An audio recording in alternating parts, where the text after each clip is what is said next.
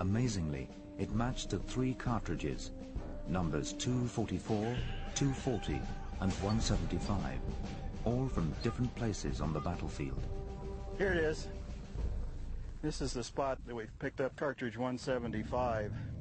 This is an Army cartridge we found on this spot, and this is the only gun in the collections here that it matched. And so that gun was right here on this spot, June. 25th of June. Yeah. Trooper could have been here and pointing at a warrior that direction, or up on the hill here, or spinning around firing in that direction, firing at the ridge stop out here where we know there were many warriors trying to protect himself until he was struck down. And it's had a lot of use since then, I can see that, and been repaired and fixed, and probably was captured, may have been used against Custer elsewhere. Really rather exciting moment. We knew we had a tool that would allow us to do something no one had ever done before with a battlefield. That tool would reveal how tactics, and especially weapons, played a decisive role in this battle. But what about the men who fired those guns? Vincent Charlie was an ordinary trooper. He was mutilated and left to die. Now forensic science is revealing his face. I sometimes think about them and their families and how they must have suffered and what might really have taken place.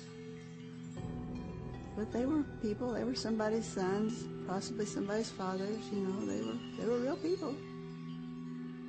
What do we really know about the troopers of the 7th Cavalry? Were they really the crack troopers of legend? We know the soldiers from the enlistment records are average height of 5'7", average age of 22 years old, average weight of 150 pounds. Some of the ones that we found are much younger in age, 16, 17 years of age. They weren't supposed to be in the Army at that time. We know that half of them were immigrants, mostly from Ireland, England, Germany, mostly from Western Europe. Most of them were doubtlessly from poor backgrounds. These were poor immigrants, but they had joined the legendary 7th Cavalry. They should have been well trained and fighting fit, but the troopers' bones tell a very different story. Here are teeth, and these black tarry stains suggest tobacco use, particularly as in the form of pipe tobacco.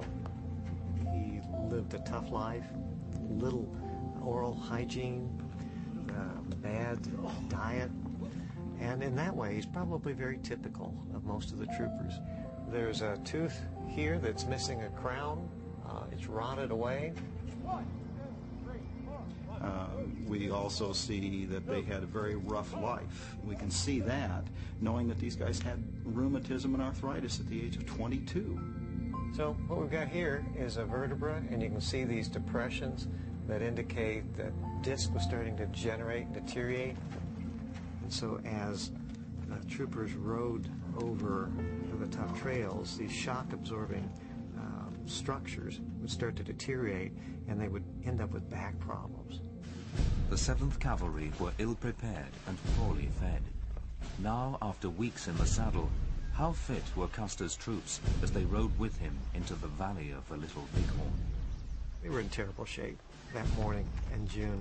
They'd ridden all night long. They'd been riding from Fort Abraham Lincoln since May. They hadn't had any rest. Their backs were hurting, their teeth were aching. They were in bad shape. It probably contributed some to the overall defeat. Forensic evidence shows that the troopers were in poor condition for a fight. Now archaeology would reveal what actually happened as the 7th Cavalry fought to the death at the Battle of the Little Bighorn.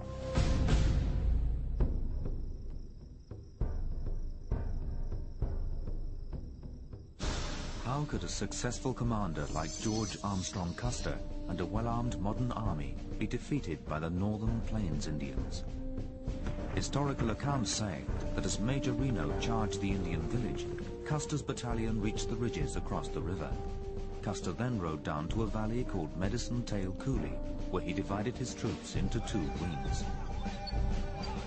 Custer rode with the left wing down to the river, threatening the Indian camp.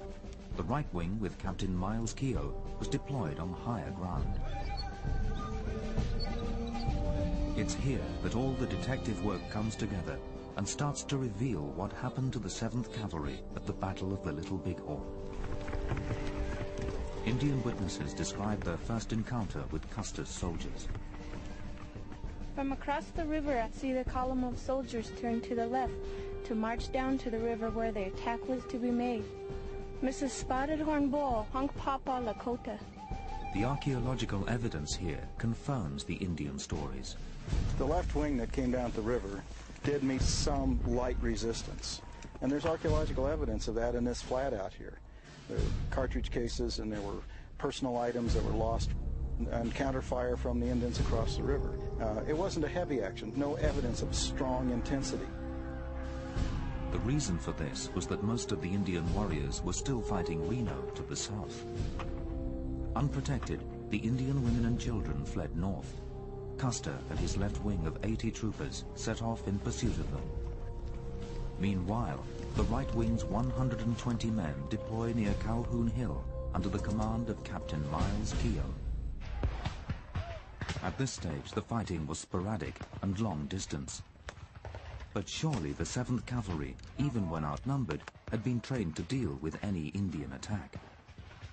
So how critical were their tactics to the outcome of this battle? You're going to do a little tacticking for us. Right, some skirmish line. Combat can be a very stressful situation. So tactics are a very, very good way to maintain cohesion and stability among the soldiers.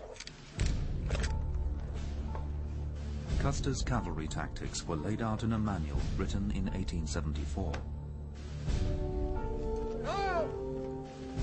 The horse got the soldier to the scene of the action. Then typically the troopers would dismount and fight on foot. The troopers formed a line, each spaced 5 yards apart. This was called a skirmish line. 3 out of the 4 in a squad would rush up to the skirmish line and prepare to fire. The horse holders would then lead the led horses back to a safe position behind the lines. The skirmish line could fire either on command or at will. The skirmish line was a response to the increasing accuracy of firearms. It was safer to spread men out to avoid massing as easy targets. Was there any evidence of these deployments on the battlefield? To find a skirmish line, we should expect to find cartridge cases from individual guns distributed at roughly 5-yard intervals. At Calhoun Hill, there were cartridge cases indicating the right-wing skirmish line. The skirmish line is represented by the flags, and each one of these flags is the approximate location where we found a cartridge case or several cartridge cases, each from a different carbine indicating where a soldier was placed along the line. Here, Indians, using the terrain for cover, threatened right-wing troopers exposed on their skirmish lines. And the warriors are beginning to swarm up out of the valley from all directions, particularly from here in the south, and they gain this ridge out here, and we found excellent archaeological evidence over there of a large number of warriors who are on the other side of that ridge. The Indian warrior needed no command or control. They fought individually as well-trained hunters. Most of these men being professional predators all of their life against humans and animals, you didn't have to tell them when to get down, when to hide, when to charge, when to totally take advantage of someone when they're in complete panic. The cavalry soldier was trained to fight from a distance. The Plains Indian fought up close and personal. And everything generally had a long handle on it so that on horseback you were able to swoop down off the side of your horse and hit men that were disabled under the ground. So they would try to knock their weapon hand out and break their wrist with one blow and then just backhand them across the forehead or on the temple like that.